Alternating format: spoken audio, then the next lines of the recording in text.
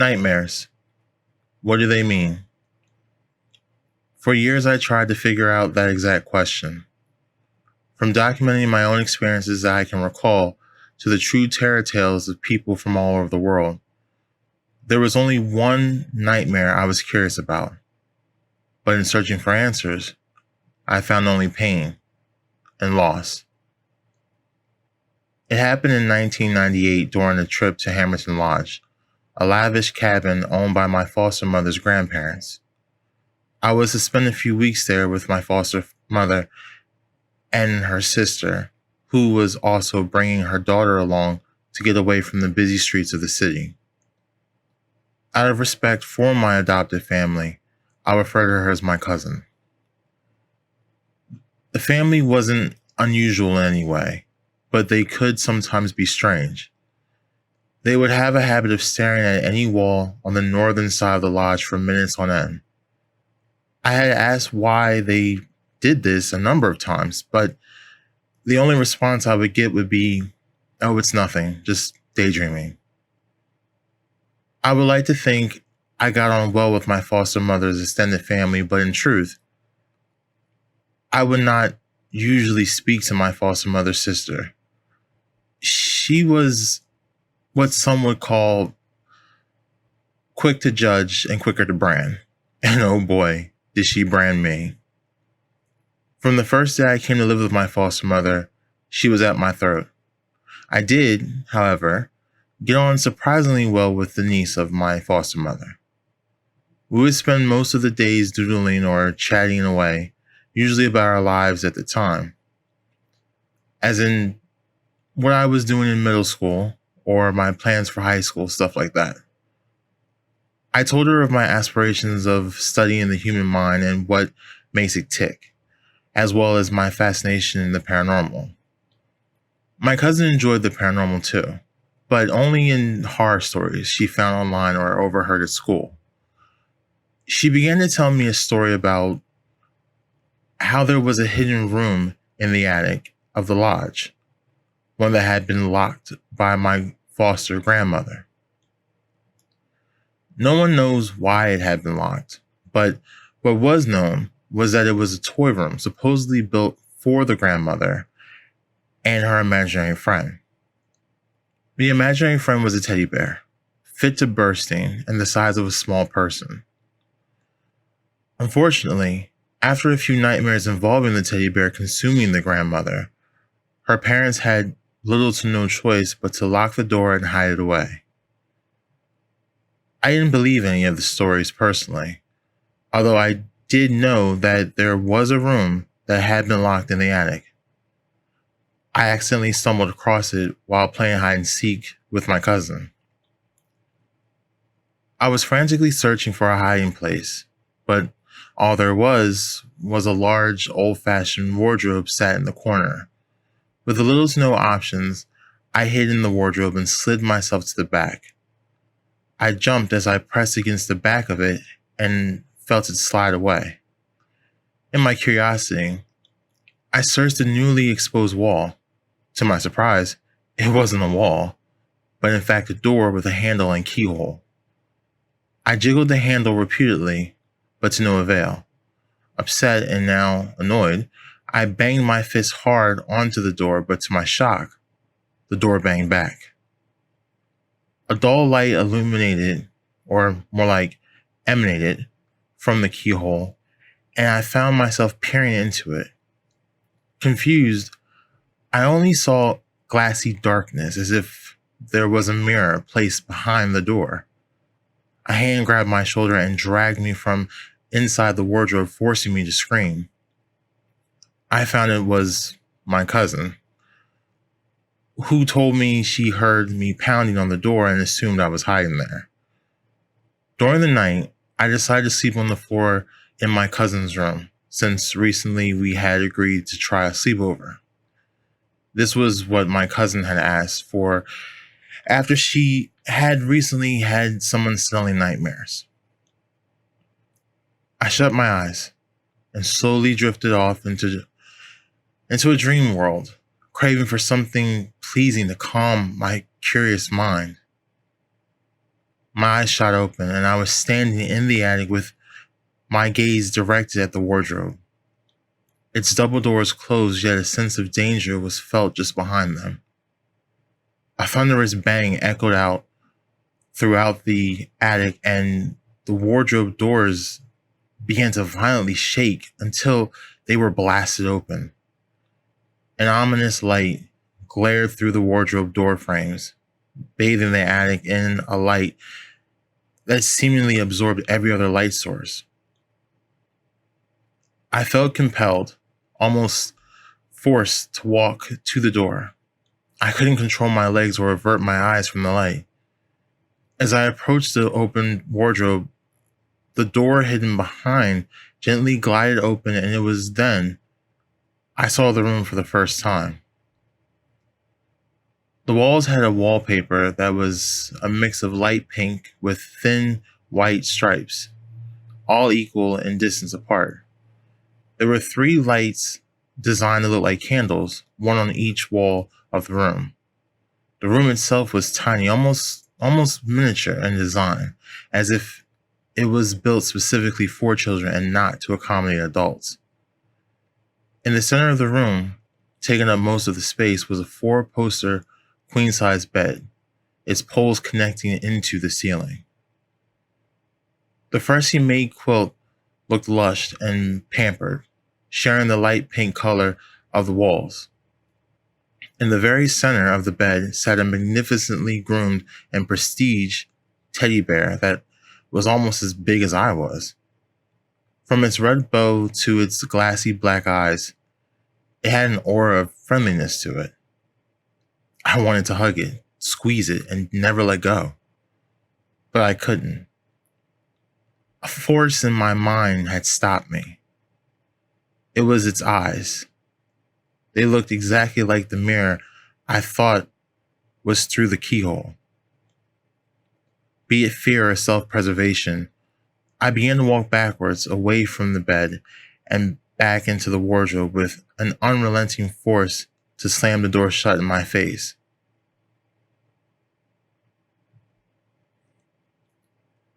I woke up to find the blinding light of my cousin's torch glaring in my face. She told me I was shouting in my sleep about the attic and a teddy bear. I decided to tell the contents of my night terror to my cousin, which understandably unnerved her. The curiosity began to get the better of my cousin. Ultimately, losing her battle to stay put, she began to tiptoe out of her room and towards the attic. My cousin ascended the ladder to the attic, followed shortly by me, and we stared directly at the wardrobe. The same sense of foreboding dread washed over me that I felt in my dream. The doors of the wardrobe creaked open by themselves to reveal all the clothes had gone, and the door behind them was revealed. Unflinching, my cousin tried the door, but it was thankfully locked. Angrily, she hit the door and turned back to me. But as she did, we heard the faintest of locked tumblers unlock. The door slowly creaked open and the room was revealed to us. It matched almost perfectly to my dream with every detail and item placement, almost to perfection. My cousin went stiff as a board as soon as she walked into the room, with her gaze transfixed on the teddy bear placed in the center of the bed. Before I could go to grab her, she had scaled the bed and dove into a hugging position. That was when it happened.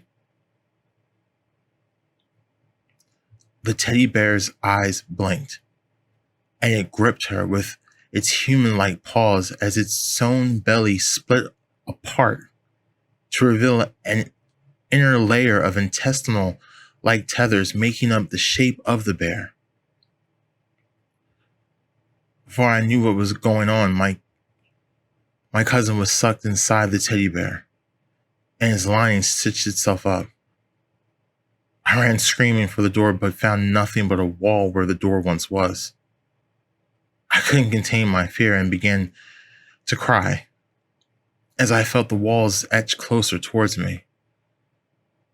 The entire time, the teddy bear just sat and looked at me with a new smile growing across its mouth. The teddy bear suddenly began to shout, but no movements came from its mouth. Instead, it came from inside the bear like a recorded voice of a child. Come and play with me. All I want is a hug. I sat up screaming from the sleeping bag laid on the floor of my cousin's room, my body shaking and flushed with sweat. A thin strip of light blazed through the curtains, which left a perfect line down my cousin's empty bed. I stumbled out of the bedroom and into the hallway, my head dizzy, leaving the hallway spinning. I ran into the kitchen shouting nonsensical sentences, hoping someone would listen, but I was surprised to see it filled with police officers. My foster mother took me to one side and asked if I had seen my cousin during the night. My answer was the last time we were together was last night when we went into the attic. The blood drained from both my foster mother and her sister's faces, who now both ran to the attic. I showed the police officers where we had last been, and they moved the wardrobe. However, behind it was nothing but a solid plastered wall. Furious, I began to bang on the wall, adamant she was behind it, trapped in that hell of a room with that damn bear. I was taken away by my foster mother, her eyes still filled with tears, as I wondered why did no one believe me. This unfortunately went on for years through the therapy and sit-downs with my foster mother. It's been well over 2 decades since the so-called disappearance of my cousin. The police had closed the case and labeled it as a runaway, which was never a fitting end in my opinion, and it tormented me. As for the lodge, my foster mother's sister had it boarded up and left to rot. The memories there would only breed sadness and despair. On the anniversary of my cousin's disappearance, I decided to travel to the lodge one last time, but this time I had a goal. I parked my car out front of the once tranquil building, now fallen into disrepair and overgrowth. So many happy memories, so much hope, but also so many haunting dreams. I opened the trunk of my car and pulled out the fire axe I had procured, then stopped to look at the roof. The feeling of the teddy bear's eyes beating down on me gave me the wrong kind of impression. In an act of unwavering determination, I hacked my way through the barriers that had been placed on every door. My path of destruction was a reminder of the mercy I would give to what was waiting behind that attic door, and how it should get no better treatment. I stood facing the wall in the attic, my heart racing from my rampage through the house with my axe at the ready. I began chopping the wall. With anger and rage fueling my movements, I didn't stop until I hit a sturdy door frame. Once I removed the remaining debris of the wall, I went about breaking down the door. It felt surprisingly tough for such an old door. Its wood was somewhat well preserved with no sign of age. Once the door finally gave way, I saw the room for the first time in 2 decades, only now it was a far cry different from the nightmare I remembered. The once pink and white walls that were perfectly plastered had a gray and moldy coating, thanks to water damage and age. The candle-designed lights hung from their position with the wires exposed, and ghastly green gunk dripping from the holes where they once rested.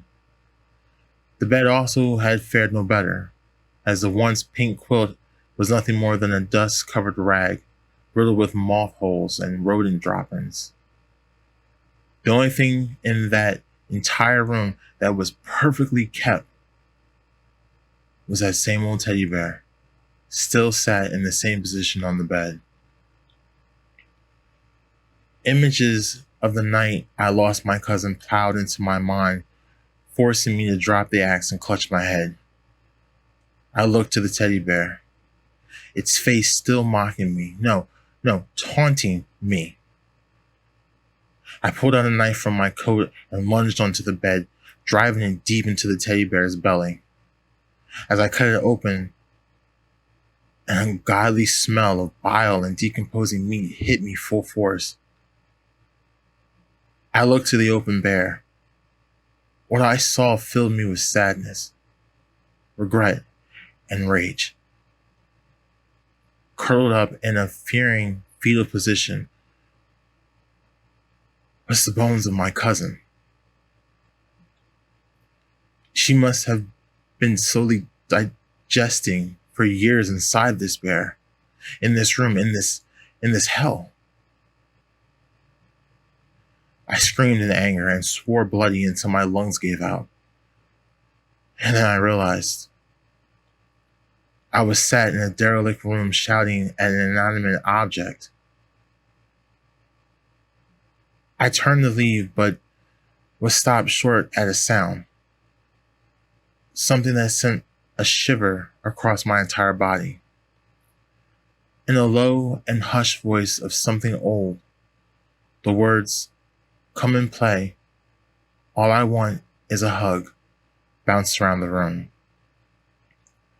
I turned to see the bear begin to move from its spot, and its insides began writhing.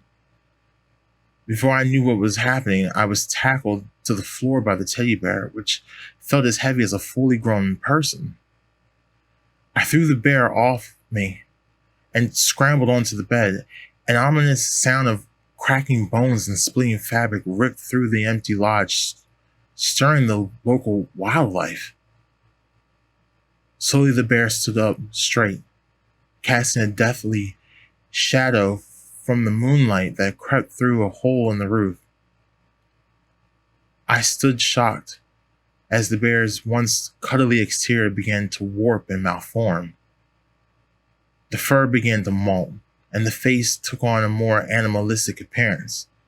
Long, thick claws began to protrude from its hand-like paws. All the while, the same writhing motions were seen over its body. With an ear-shattering shriek, the teddy lunged at me and sank its sharpened fangs deep into my arm. With force, I shook free of its bite, but now I was bleeding badly. I ran for the door, but was tripped over something. Twisting, I saw the teddy bear had latched multiple writhing tendrils from its belly that were dragging me backwards towards it. I desperately reached in any direction in hopes of grabbing something to stop me, and that's when I felt a wooden handle. Without thinking, I grabbed the fire axe and severed the tendrils from my legs. They writhed around for a few moments before they went dead. This opened my attention back to the teddy bear. In a moment of rage, I swung the axe and lodged it into the teddy bear's neck as an ungodly amount of foul-smelling, blackened pus rained onto me as a sickening shriek from the teddy bear echoed. With a satisfying thud, the teddy bear fell to the ground limp, and the lodge fell into a somber silence. It was over. The nightmarish demon that had haunted me was finally gone. I couldn't help but to crack a smile as I stared at the now dead teddy bear. For everything I had just done, I also felt an overwhelmingly sadness. wash over me. Still sat in the stomach of the teddy bear was my cousin, cradled in her fearing fetal position. I took her skeleton out of the teddy's carcass and brought it outside. After what she must have gone through, she deserves to have a proper burial. I took out a can of kerosene I had brought and begun dousing the room with the liquid, ensuring to cover the teddy bear especially well. I lit a match and threw it onto the bed, allowing myself a final feeling of happiness for the first time in decades. Watching the flames erupt to the roof released a feeling of satisfaction from deep inside. I left the lodge to burn. Lord knows it should have been done long before I had stayed there. I never had another dream of the room or of the bear again. But from time to time, when I would see a stuffed bear in the hands of a child, I would stop and wonder, is history doomed to repeat itself?